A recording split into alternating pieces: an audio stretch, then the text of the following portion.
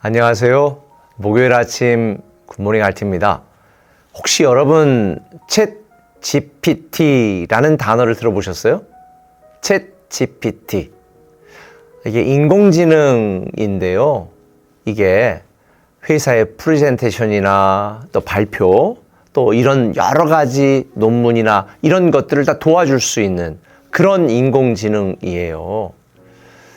그런데 얼마 전에 한 전사님이 저에게 목사님, 챗 GPT가 설교도 해주는 거 알아요? 근데 그 설교를 작성해주는 그 인사이트가 우리가 생각하지 못했던 그런 아주 좋은 내용도 이야기해 준다는 거예요. 그래서 우리 교회도 한 전사님이 실제로 그걸 사용을 해보았더니 근데 결론은 뭐 사람의 노력으로 뭐 행복해질 수 있다든 또 이렇게 좀 사이비 스타일로 나오긴 하는데 그런데 다 그런 게 아니고 정말 좋은 인사이트들도 만들어준다는 그런 얘기를 들었습니다. 이제 잘못하면 인공지능 컴퓨터가 설교하는 시대 또 설교문을 작성하는 시대도 나오겠어요. 실제로 미국에서는 대학 교수들이 학생들이 논문을 이 챗 GPT를 통해서 또 논문을 제출하거나 과제를 제출하는 것을 어떻게 걸러낼 수 있을지 고민하고 있다고 그러네요.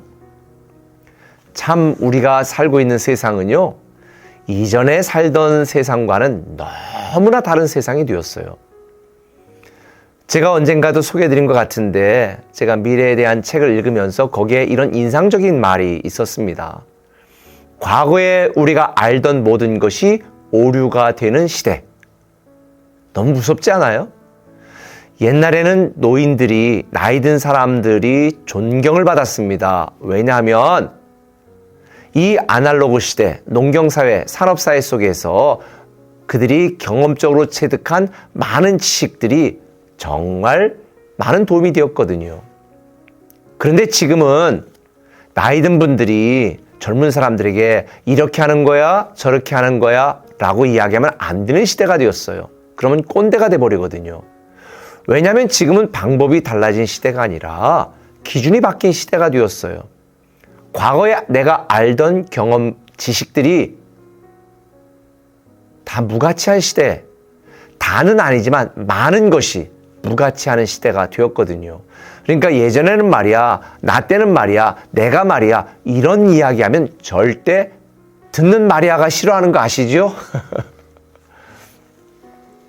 오늘 본문에 보면 이런 오류를 범하고 자기 주장으로 결국 모두를 망쳤던 사울 왕에 대한 이야기가 계속 소개되고 있습니다.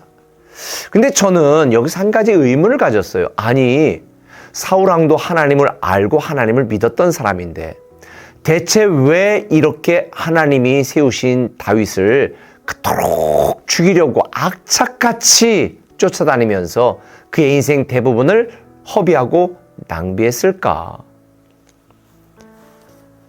저는 30절에 보면 사울이 요나단에게 화를 내면서 이야기하죠. 31절에 뭐라고 말했어요?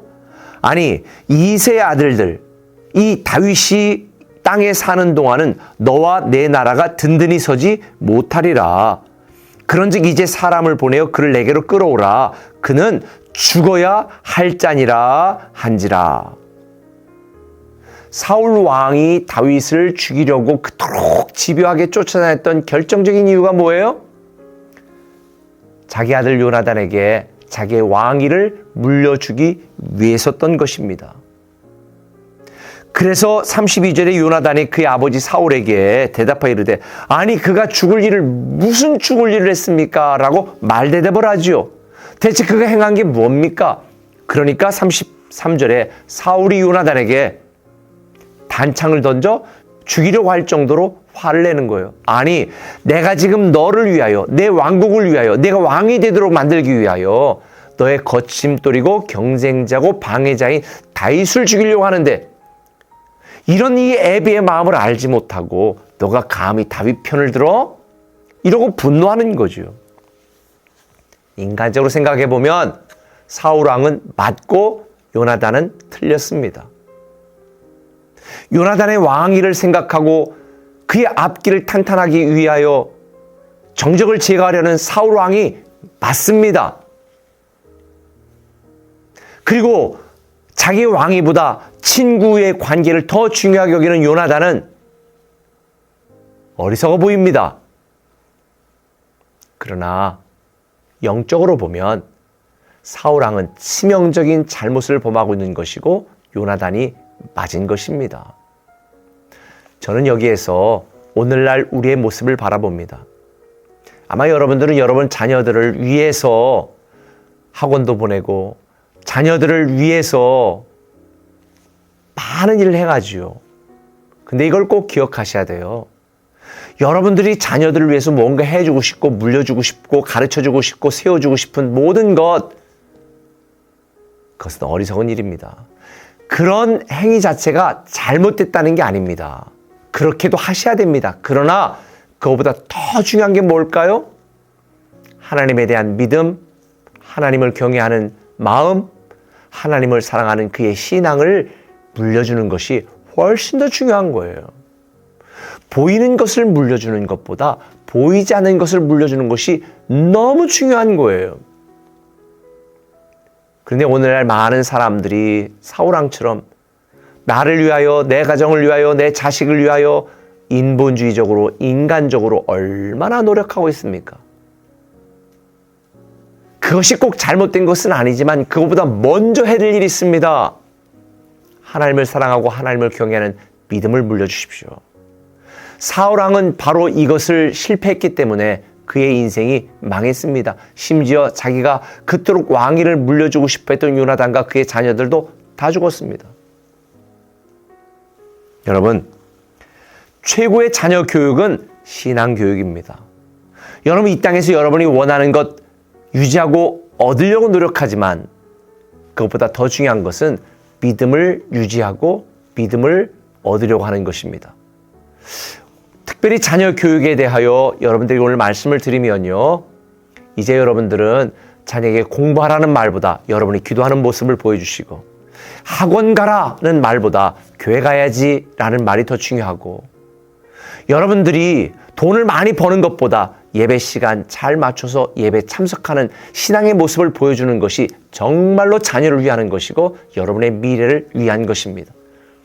사울왕처럼 어리석은 인생, 잘못된 판단으로 꼰대 신앙 버리고 정말 진실된 믿음으로 하나님을 경외하는, 보이는 것보다 보이지 않는 것을 더 중요하게 여기는 여러분이 되셔서 제대로 된 신앙생활 하셨으면 좋겠습니다. 번지수 틀렸습니다. 지금처럼 잘못된 신앙생활 하지 마시고 하나님이 기뻐하시는 바르고 온전한 믿음의 삶을 여러분 살아가셔서 성공하시기를, 축복 누리시기를, 다시 살아나고 회복되기를 예수님의 이름으로 축원합니다. 기도하겠습니다. 하나님, 우리가 사울왕처럼 나의 욕심, 나의 생각, 나의 경험, 나의 지식을 주장하면서 잘못된 인생을 계속 고집하며 살아가는 것이 아니라 오직 하나님의 말씀을 경외하며 하나님의 기준을 따라서 세상의 지식 버리고 하나님의 뜻을 따라서, 섭리를 따라서 살아가는 우리 되게 하여 주시옵소서. 내가 갖고 있는, 내가 주장하는 이 모든 것 다 내려놓게 하시고 겸손히 하나님을 사랑하고 하나님을 믿는 믿음으로 살아가는 우리 되게 하여 주옵소서. 예수님의 이름으로 기도합니다. 아멘.